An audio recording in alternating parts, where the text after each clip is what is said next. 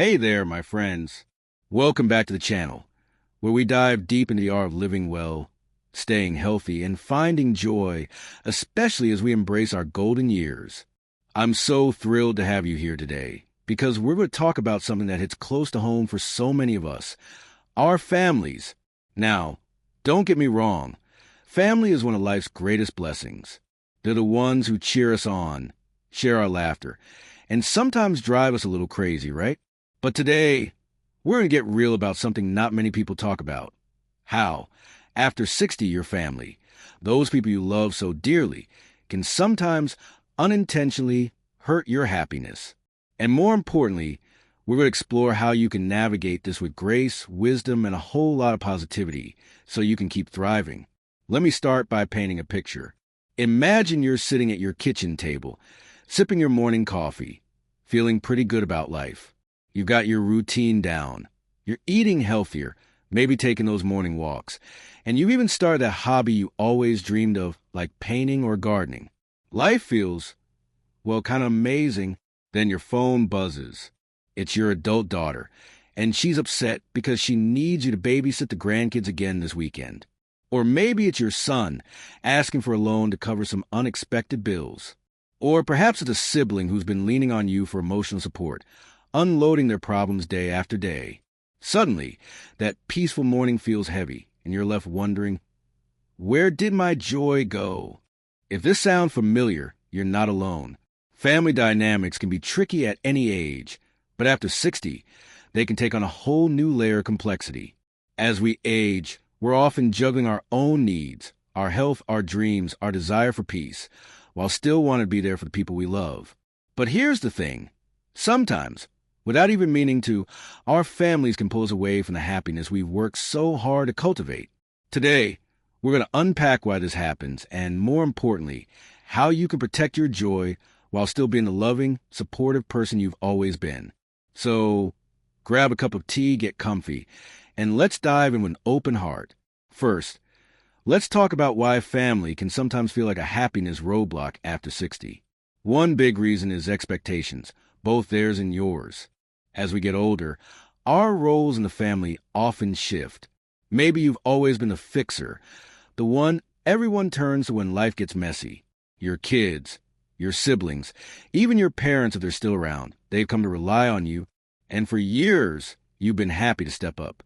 But now, in your 60s, you might be craving something different. Maybe you want to travel, take up yoga, or just have a quiet evening to read a book without interruptions. Yet, your family still sees you as a go-to person, and they keep piling on requests. I remember chatting with a dear friend, Susan, who's 62. She told me, I love my kids and grandkids to pieces, but I feel like I'm still running a taxi service, a bank, and a therapy office all at once. Susan had retired from her teaching job and was so excited to start a little side hustle selling handmade jewelry. But her adult kids kept asking her to watch the grandkids last minute, and her sister was constantly calling to vent about her marriage. Susan felt torn. She wanted to be there for her family, but she also wanted to chase her own dreams. Sound familiar? There's actually science behind why this tug-of-war can feel so draining. A 2019 study published in the Journal of Gerontology found that older adults who feel overburdened by family demands report higher levels of stress and lower life satisfaction. The researchers pointed out that when family obligations clash with personal goals, like pursuing hobbies or maintaining health routines, it can lead to what they call role strain. In other words, you're trying to wear too many hats at once, and it's exhausting. But here's the good news. Recognizing this is a first step to finding balance. So how do we start? One of the most powerful things you can do is set boundaries. And I know that word can feel a little scary. Setting boundaries doesn't mean shutting your family out or being selfish.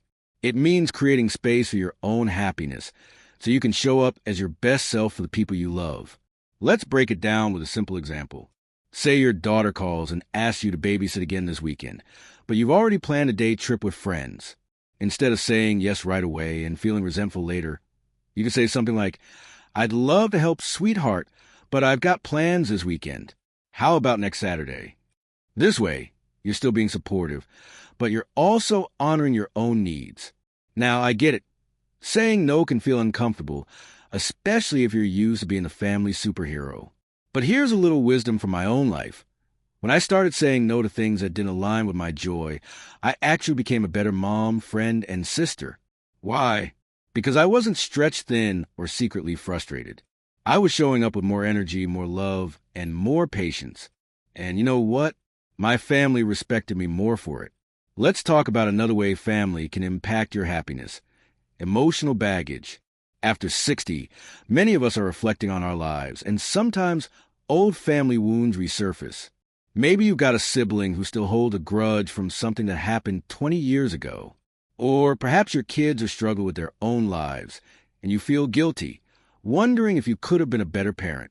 These emotional undercurrents can weigh heavy on your heart. I recently read a fascinating study from the American Psychological Association in 2021 that looked at how family relationships affect mental health in older adults. They found that unresolved conflicts with family members, like grudges or ongoing tension, can increase symptoms of depression and anxiety in people over 60. But here's the flip side.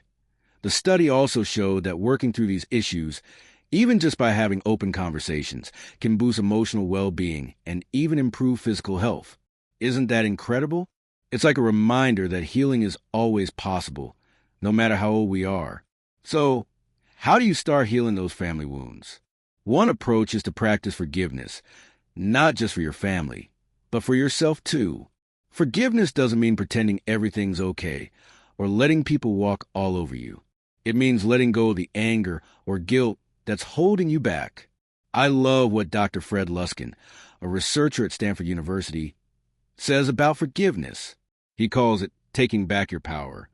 When you forgive, you're not saying what happened was okay. You're saying, I'm not going to let this steal my peace anymore. Let me share a story about my neighbor, Tom, who's 67. Tom had a rocky relationship with his older brother, Mike, for years. They'd argued over their parents' estate, and it created a rift that lasted a decade. Tom told me he used to lose sleep over it, replaying their fights in his head. But last year, Tom decided to reach out. He didn't expect miracles. He just wanted to clear the air. They met for coffee, talked it out, and while they didn't become best buddies overnight, Tom said it felt like a weight lifted off his shoulders. He started sleeping better, smiling more, and even joined a local hiking group. That's the power of letting go. Now, let's shift gears and talk about something else that can sneak up on us: the pressure to keep up with family traditions or expectations. In many Western cultures, especially in the U.S. and the U.K., family gatherings, like Thanksgiving, Christmas, or big birthday celebrations, are a big deal. And as a family matriarch or patriarch, you might feel like it's your job to host, cook, plan, and make sure everyone's happy. But let's be honest, those big events can be exhausting, especially when you're trying to focus on your health and well-being. I'll never forget a conversation I had with my friend Linda, who's 64. Every Christmas, she'd go all out, cooking a huge meal, decorating the house, and hosting 20 family members. But last year, she told me she was dreading it. Her arthritis was acting up, and she just didn't have the energy. So she did something radical. She suggested a potluck instead. Everyone brought a dish, and they kept it low-key. Linda said it was one of the best Christmases ever because she actually got to enjoy her family instead of running around like a headless chicken. Sometimes, shaking up those traditions can free up so much joy. If you're feeling weighed down by family expectations, try having an honest conversation. You could say, I love our traditions, but I'm finding it hard to keep up. How about we try something new this year? You'd be surprised how open people are when you're up front. And who knows, you might start a new tradition that's just as meaningful but way less stressful.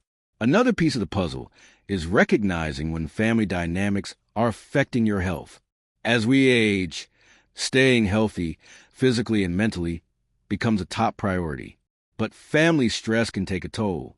A 2020 study from the University of Michigan found that older adults who report high levels of family-related stress have a higher risk of chronic conditions like hypertension and diabetes. The researchers explained that stress triggers cortisol, a hormone that, over time, can wreak havoc on your body. So, Protecting your happiness isn't just about feeling good. It's about staying strong and healthy for years to come. One way to manage this is by carving out time for self-care. And I don't mean bubble baths and candles, though those are great too. I'm talking about intentional habits that recharge you. Maybe it's a daily walk in nature, a meditation app, or joining a local book club. For me, it's gardening. There's something about digging in the dirt and watching my flowers bloom that makes me feel alive. What's your thing? Whatever it is, make it non-negotiable. Tell your family, this is my time to recharge so I can be my best for you. Let's talk about one more angle, the joy of redefining your role in the family. After 60, you have a unique opportunity to step into a new chapter, not just as a parent, sibling, or grandparent, but as a mentor, a friend, and a source of wisdom. Instead of being the one who always solved problems, you can inspire your family by living your best life. Show your kids and grandkids what it looks like to chase your dreams, stay active, and find joy every day. I love the story of my friend Margaret, who's 66.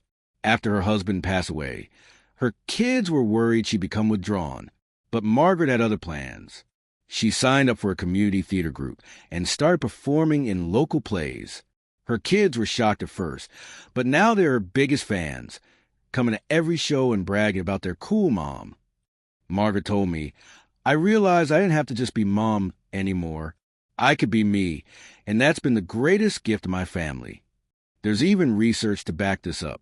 A 2018 study from the gerontologist found that older adults who pursue personal growth, like learning new skills or hobbies, report higher levels of life satisfaction and inspire younger family members to do the same.